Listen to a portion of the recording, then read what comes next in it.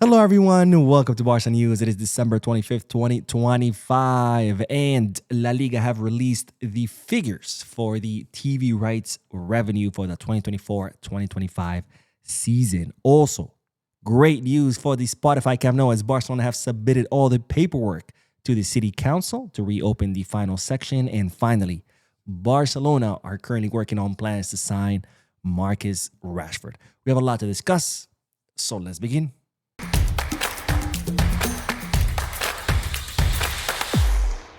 Hello, everyone. Welcome to Barca News. My name is Mo, and I hope you had a wonderful Christmas. This is my second take today. I filmed two videos. When I went to edit them, both of them had no sound. So hopefully this time it will work, but let's do it again. And let's begin with the news because, ladies and gentlemen, La Liga have released the figures for the TV rights revenue for the 2024-2025 season. And this is what it looks like, with Barcelona being the second club to receive the most money from La Liga television rights for the 2024-2025 season, with 156 million euros. Well, sorry, 156.45 million euros, only surpassed by Real Madrid, who collected 157.92 million euros. So Barcelona have made 1 million euros less than Real Madrid, even though they were the champions of La Liga and even though they were the most watched team in the Spanish leagues. Now, these figures are lower than those of the 2023-2024 season, where Barcelona made 162 million euros and Real Madrid made 159 million euros, even though that was the season that Real Madrid became champions. So it's a little bit more complicated than just who was the champion and here you go, you were the winner, so you get more money. There's actually a formula to this. And the formula goes as follows. 50% of the money generated from the sale of television rights is shared equally among the 20 clubs. A further 25% is allocated based on sporting results over the last 5 seasons, while the remaining 25% is determined by each club's social and commercial reach. Now, regarding the sporting merit, that 25% for sporting merit, 35% corresponds to the most recent season, 2024-2025, where Barcelona were champions. 20% to the previous season, 2023-2024, where Barcelona finished second. 15% to the 3 prior seasons from 2020 to 2023, in which Barcelona finished third, second, and first, respectively. So again, it's a little bit more complicated than just saying, here, you won La Liga, so you get the most money. Barcelona were the champions last season, but Madrid made more money. The season before that, Madrid were the champions, but it was Barcelona who made more money. All right, speaking of money or making money, it's been leaked another retro kit that Nike are working on for the upcoming season, and it looks like this, an absolute horrendous kit. But anyways, this kit features a black base with diagonal gradient stripes shifting between turquoise and pink, a polo-style collar with a white trim, and a holographic crest and Nike swoosh. Now, this was leaked by Footy Headlines, the #1 source for leaked kits. And it's still not clear whether this is just a collection that Nike are working on or whether this is actual kit that players will get to wear on match day. I have a feeling this is a collection that's just going to be released in stores that people can buy and wear on a daily basis, not so much a playing kit, because why would we have 2 retro kits, right? We have this one, plus we have the other one, the black and gray one that we looked at a few days ago.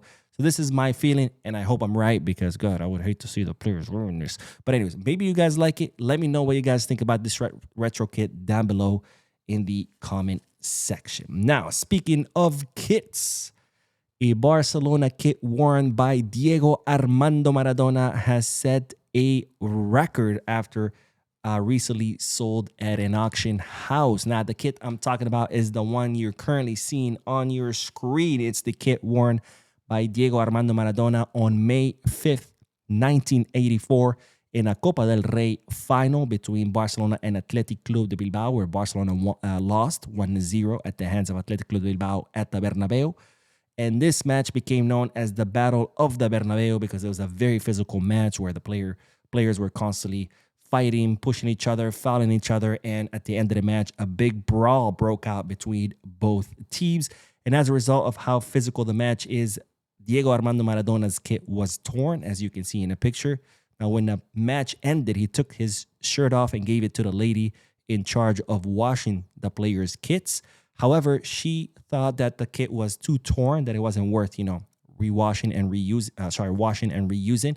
So instead, she took the kit home. She gave it to a friend of hers who owns a bar, and that bar owner eventually gave it to his son 30 years later. The son inherited from his father this kit. At first, he didn't know what he had on his hands, but once he found out, he called the auction house, and well, he found out that he had an absolute treasure. And in fact, this kit just sold for $145,648 with 51 cents. And once you add the 23% commission, the total becomes $179,207 with 67 cents, which approximately comes out to 152,000 euros. It's absolutely incredible. That's a house in some parts of Spain. Imagine you inherit it from your dad, some torn shirt, and then you go sell it and you end up getting a house out of it. Absolutely amazing. What a piece of history, by the way. Absolutely amazing. Now, on to the next bit of news, and this is a big one, ladies and gentlemen. Big news, because, ladies and gentlemen, Barcelona have submitted all the final paperwork to the city council in order to receive the 1C license and reopen the North Goal, or the Gol Nord. Yes, the North Goal. Now, as you know, Barcelona have received so far the 1A and 1B licenses, which allows them to host people in both lateral stands and in South Goal, or Gol Sud. And the final section that Barcelona were still working on was the Gol Nord, or the North Goal. And now it is finalized. Barcelona have submitted all the paperwork to the city council. And if the city approves this, then Barcelona will be able to host fans in both rings, in the entire rings, both lateral stands and South and North goals. If Barcelona will be able to increase the capacity from 45,000 people, which is the current capacity, to 62,000 people. Now, this is absolutely huge news for Barcelona, because not only does it mean a lot more money for the club, but also it's going to help with the atmosphere at the stadium, because already we've seen a huge improvement in the atmosphere from going from Montjuic to the Camp Nou. Can you imagine once we add another, 17,000 people to the stadium? It's going to be absolutely amazing. Now, when is it expected that Barcelona could reopen the entirety of the first two rings? Most likely against Oviedo on January 25th. Why? Because all the matches from here until January 25th are going to be away matches, both in the Spanish Super Cup and in La Liga. And the first home match back at the Camp Nou is January 25th against Real Oviedo. And hopefully by then, we'll have the 1C license and we'll have the entirety of the first two rings available for Barcelona fans. All right, on to the next bit of news, because speaking of stadiums, Espanyol are currently taking precautions to protect Jan Garcia and avoid any sanctions from La Liga. Now, the first match back for Barcelona will be against Espanyol at their stadium. And ever since Jan Garcia left Espanyol and joined Barcelona, there has been a lot of hate directed at him. And it's expected that the fans are going to try to throw things at him to try to hurt him at this match between Espanyol and Barcelona.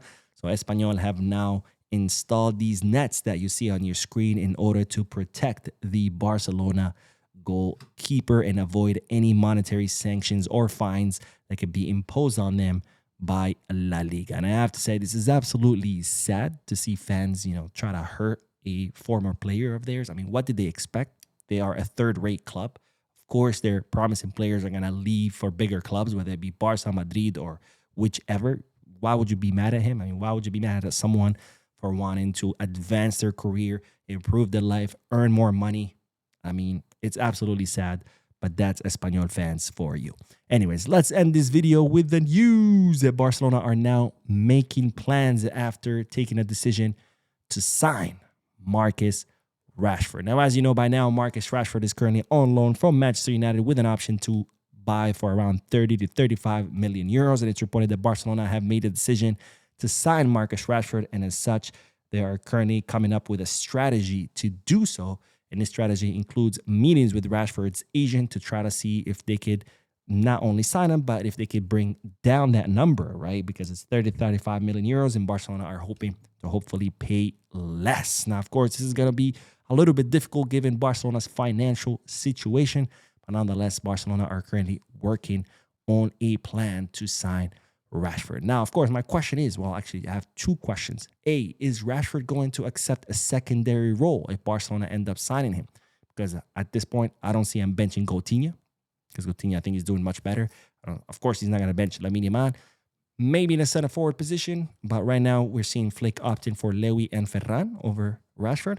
And two, what kind of salary is Rashford going to accept? Because if he is going to be a rotational player, a substitute, he cannot be expecting a big salary, right?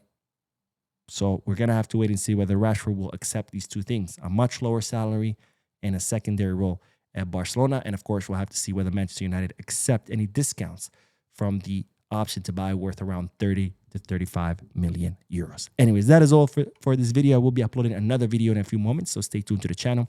Don't forget to hit the like button, subscribe to the channel, drop a comment, and as always, peace, Barça.